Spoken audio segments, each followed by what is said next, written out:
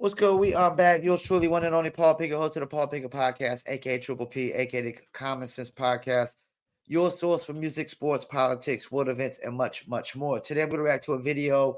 It's titled "How Record Labels Make More Money Off of Rappers When They Are Dead." I know it's fucked up, but it's the truth. And if you're sensitive to the truth, then this isn't the podcast for you. Before we get into that, though, I want to give you a word from promopalace.biz. Looking for music marketing and promotion? Then look no further than Promo Palace LLC, your one-stop shop for all music promotion services. Services include Spotify playlist pitching, YouTube video promotion, record pool promotion, blog placements, radio airplay promotion, SoundCloud promotion, and much more. With over 2,000 customers and over 10 years of experience in online promotion, Promo Palace LLC is a company you can trust.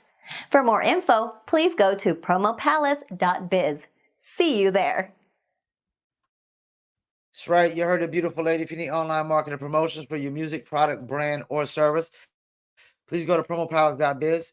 Get 15% off music promo at promopalace.biz. Use coupon code Labor Day 2023 in the checkout, and that will work on all products and all services at promopalace.biz. All right, let's get into it.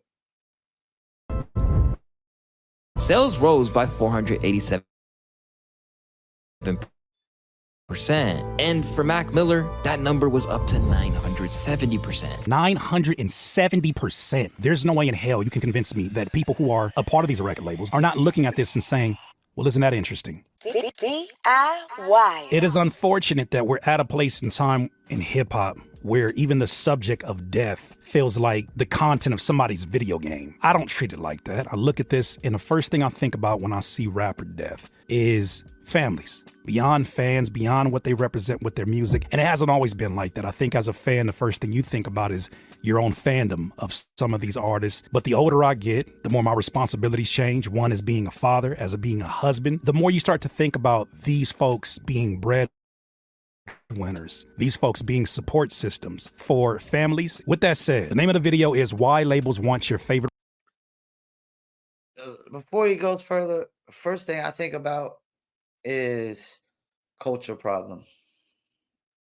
That's what I think. I think about culture problem when I think about all these rappers dying from overdoses and getting murdered. Rappers dead. This video is quite disturbing. It's astonishing to see the long list of rappers who have passed away in recent years. I would read that list, but honestly, it's just way too long.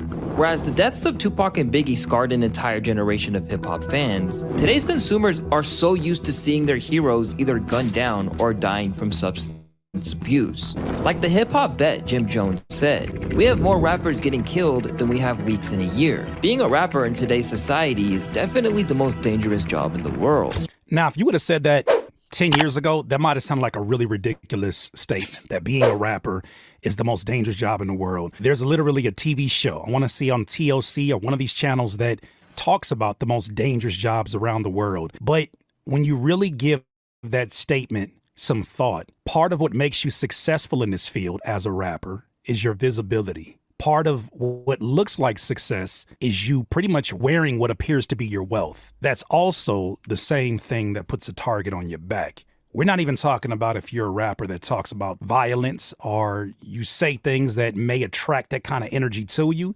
but your literal job description puts the target on your back. One may even argue that the bigger the target, the better you are at your job. Considering And let me chime in. It's not one of the most dangerous jobs, like, working in like one of those guys that's building the buildings with you're on the steel beam and the beams fall down, or it's not as dangerous as like maybe being a pilot where a plane could crash in that sense. But like he said, it's dangerous where you always got a target on your back for somebody to try to rob you and kill you. But you don't necessarily get hurt on the job rapid, like you're not gonna get grease on you. You're not gonna have a whole crate fall on you like people at a stockyard and whatnot. a shipyard where a whole crater fall on somebody, you know what I'm saying, break your whole leg and whatnot. But I would say being a rapper has to be probably up there with some of the most dangerous jobs. How unsafe it is out there. You would think that record labels would be taking steps to save these young artists from prematurely passing. But some rappers believe this is exactly what they want, as when a rapper dies, their sales explode. Seriously, I can't believe I'm saying this, but as horrible as it sounds, there's tons of evidence to back this up. But the truth of the matter when it comes to hip-hop, in my opinion, is like, we got to stop pretending we care about these people, we care about these kids. This is a business. They want to use you and destroy you and get your money, and it's better for their business if you're dead. That's why they put out albums after you died. If they cared about you as an artist, they wouldn't do that. Shout out Vince Staples. We just recently did a video about him. Somebody's gonna have to tell the truth, and I'm gonna tell it. I don't know how many of you question it, but I've always questioned the work that comes out after an artist has passed away. I wonder how much of it was actually okay to go out. I think the first time I started paying attention to it was probably after Pac's death, and they talked about all the music that he had recorded in a short window of time after he was released from prison. With that said, though, I was younger and just thinking about shallow things like, I wonder what all the music sounded like. The more that I start to look at it from the point of view of an artist, like I'm an artist myself, man, imagine somebody digging through my folder of beats that I never wanted to finish, or songs that really were meant to be scratch ideas, and because I was signed to a company or signed to a label, they're able to just comb through that and squeeze whatever juice they can left out of that and make as much money as they would like through that. It definitely, at the very least, seems like a very insensitive way to monetize off of an artist that has passed away. And let me chime in. When it happened with Pac, at the time, most people were thinking like, oh, they're just trying to keep Pac's memory alive and this, that, and the third. But no, they realized they had they could capitalize majorly. You know, it was all about this. It's all about the money, money, money, money, money. Every time that a rapper dies, the streaming numbers of their existing catalogs boom. For example, after PNB Rock was tragically shot and killed in 2022, his numbers shot up 652%. PNB Rock, rest in peace, PNB Rock, unfortunately was gunned down here in... Before he finished, think about that. So if you're getting like 1 million streams per month before you die, and it goes up 650%, I think it said. So his streams went up basically to like 6.5 million a month. What did Biggie say? You know, buddy, till somebody kills you. Southern California, there was an increase of 652% of people looking into streaming his music. Now, there may be many reasons why people do that. Some people are just reminded, oh man, that was a song that I listened to, or maybe it's diehard fans that are saying, man, I gotta stream this. And a lot of folks are just being nosy and wanting to see now what this artist was about, even though they weren't checking for them when they were alive. But 652% is a pretty crazy number. One might believe that's too crazy of a number for a label to ignore. Because I imagine the ripple effect is merchandise going up and other sales of things that maybe otherwise weren't doing those numbers. 100% is too much for a label to ignore. When you can go from 1 million to 2 million like that, you could double when you could double your listeners or consumers or profits like that. Yeah, who's not going to do it? His song Selfish also re-entered the charts at number 17, making it his first appearance on the charts in over 3 years. This track was also released by Atlantic Records, which is the same label that PNB Rock had been at odds. So his song was out of the charts for 3 years, and when he died, it went back into the charts because it started streaming so much. With for years over an unfair deal. If I am at odds with a record label and we have not resolved those, Under what circumstances does that record label then feel like it is okay for them to then conduct my business? We have unresolved issues. Similarly, when XXXTentacion and Pop Smoke lost their respective lives, their numbers were equally insane. For X, he broke Taylor Swift's one-day streaming record, while Pop Smoke's numbers rose by 400%. As the news of Juice WRLD's passing hit, sales rose by 487%, and for Mac Miller, that number was up to 970%. 970%. Without accusing anyone of anything, these numbers, as ridiculous as they are, there's no way in hell you can convince me that people who are a part of these record labels, the ones who are decision makers, are not looking at this and saying, well, isn't that interesting? An artist that you view. That's almost 1,000% increase. Now, we just started Live from Vietnam podcast, which actually new episode launches tonight on YouTube, Facebook, Instagram, Rumble, and Twitter. Check us out, Live from Vietnam. I mean, we had an increase, from 1 month to the next of 999% increase, but we're just getting started. Somebody who's established like that and it dies and has almost 1,000% increase. That means if they had 1 million listeners, when they died, their listeners went up to 9.7 million. It's crazy. You as an investment for whatever reason is not selling like they once did, generating the income they once did when they were first signed. For somebody that's on some diabolical shit, man, maybe this is one last way to cash out on this brand. As ridiculous as that may sound for somebody, you can't ignore that, because look at these numbers. 970% is increase after Mac Miller's death. That is wild. All of this is absurd when you consider how popular they already were to begin with. So you can see why it's so profitable. Did I not just say that? It's one thing when we're a new podcast and we might got few thousand views the first month, and then we go up to a 999% increase. We got about 28,000 in the last 30 days. But you're talking about the guys who already had millions of listeners getting almost 1,000% increase. Wow, Mac Miller was so huge. Profitable for labels to have your favorite rappers killed. You know what doesn't often get talked about either? The business of putting these artists as the face of playlist after they pass away, or putting their face on a billboard that is at the top of these streaming websites. I wish we could see the stats of how much this increase in percentage in terms of their streams going up is attributed to their face and a RIP being front and center on every streaming platform, if not just Spotify alone. Because if that's the case, I hate to say it, as insensitive as it may sound, it sounds like it's part of a rollout plan. Shit is sick, bro. It just seems like a tasteless cash grab if they're releasing something the artist never got the chance to veto.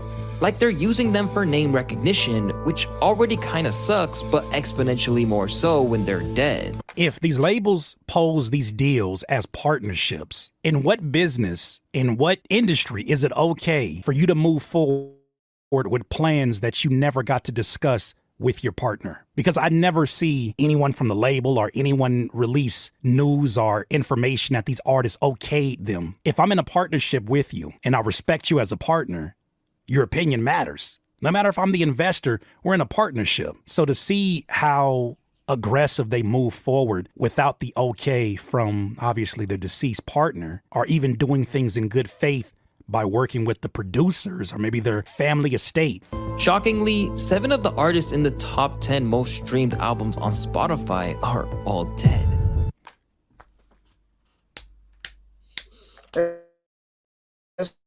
Seven of the top albums that sit right now, dead. If these labels pose these deals as partnerships, in what business, in what industry is it okay for you to move forward with plans that you never got to discuss with your partner? Because I never see anyone from the label or anyone release news or information that these artists okayed them. If I'm in a partnership with you and I respect you as a partner, your opinion matters. No matter if I'm the investor, we're in a partnership. So to see how aggressive they move forward without the okay from obviously the deceased partner, or even doing things in good faith by working with the producers or maybe their family estate. Shockingly, 7 of the artists in the top 10 most streamed albums on Spotify are all dead. Wow. 7 of the top 10 most streamed albums on Spotify are all dead. That's 70%. I mean, who's the other 3? 7 of the top albums that sit right now, respectively, at the top of the hip-hop albums on Spotify are deceased. So those percentages that you saw, they weren't just initial bumps that happened after they passed away. These projects have remained at the top of the list. Horrifying as it may be, death in hip-hop sells, and unless you're King Von, Nipsey Hussle, or Young Dolph, who all famously refused to sign to major labels and held on to their masters, a lot of those profits aren't necessarily going to your grieving family member. When a label signs an artist, by nature, it is a financial transaction. For the most part, labels aren't necessarily there to provide guidance, but instead, they're there to promote you for their own ends. The only thing that Let me stop real quick. I don't know if I like the idea of somebody's family making money off of them while they're dead either. How's that any different than the labels? Did they agree that you can make money off of them while they're dead? I mean, we don't know that. Really don't. an artist gets is money and fame, and that's if they survive. After all, most of the time, they've got your publishing rights and masters in exchange for giving you a massive audience, leaving you in debt to them until they recoup. So while it is undeniable that they want to protect their investment, that doesn't necessarily mean that their top priority is the person creating the output. The investment for them is the music and holding the copyright and licensing rights. But the industry's honesty about their view has never been clearer than what's known as the death clause, which is found in contracts that are signed by artists. Let's see how this works by taking a look at the one Kurt Cobain contract with Nirvana. According to the documents, it says that the company shall have the right to secure insurance equivalent to 10 times the estimated value of the artist's earnings from any source of revenue. This death clause says companies shall have the right to secure insurance equivalent 10 times the estimated value of the artist's earnings from any source of revenue. In Cobain's case, where he, quote, shot himself, that amounted to several $1 billion. French Montana explored the prominence of these life insurance policies on Academics' Off the Record podcast. But now it's even crazier because they getting life insurance on artists. At least back then we didn't have that. Is a label signing an artist in good faith if you're taking a life insurance out on him? No, you praying on his death. You praying on making millions on his death. Why would someone who obviously doesn't respect you enough to honor whatever wishes you may have before you pass away, who already knows the risk of signing you, but yet does not hesitate to allow you to speak about whatever topics may come to mind, right? We've even done stories where Meek Mill has said that some execs encourage a certain topic or encourage a certain amount of violence within the music. How is it that you can market it, you can push it, but then also save your own ass by putting a clause in a contract that says, if things get a little bit too dicey, we need to make sure that we can still make 10 times your earnings, no matter the source those earnings come from. There's no way that you could do that in good faith. His words, not mine. Somebody went out, did something stupid, recorded a song about it, and was able to get a lot of streams, and that became a thing with the whole drill. They actually going out, getting active and doing stuff, and then going to the studio and make a song about what they just did. And that should get nipped in the bud as soon as it got created. But nobody's going to these labels saying they wrong for this. We just blaming it on the kids. Putting out life insurance on these young kids now. Wow. The label, because they're gambling on you to do some dumb so they can profit after you die. This is getting ridiculous. Have you ever thought about the artists that do go down for some of the things that they get in trouble with, right? By their own doing, they get in trouble, they get hot-headed, they get in a situation and act irrationally. Obviously, they share the majority if not all, the blame or the responsibility, at least, for their actions. But have you thought about how ridiculous it may look contrasting between them and the very execs that have signed them? These folks that don't look like they're from the neighborhoods. They're all dressed up. They're all professionals. And that's something that's always bothered me, because I feel like if you bring these people into a courtroom, I can see jurors, I can see judges leaning more so towards the side of the execs, because after all, they're just doing good business in this good old US of A. But shouldn't they? I pretty much heard enough on this one. I mean, that's crazy. That's crazy. I mean, they're putting insurance on the artists so they can make money off of them if they die.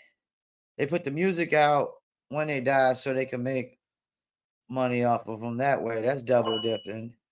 Then I also heard that record labels have money invested into prisons, so they make money off them when they go to jail.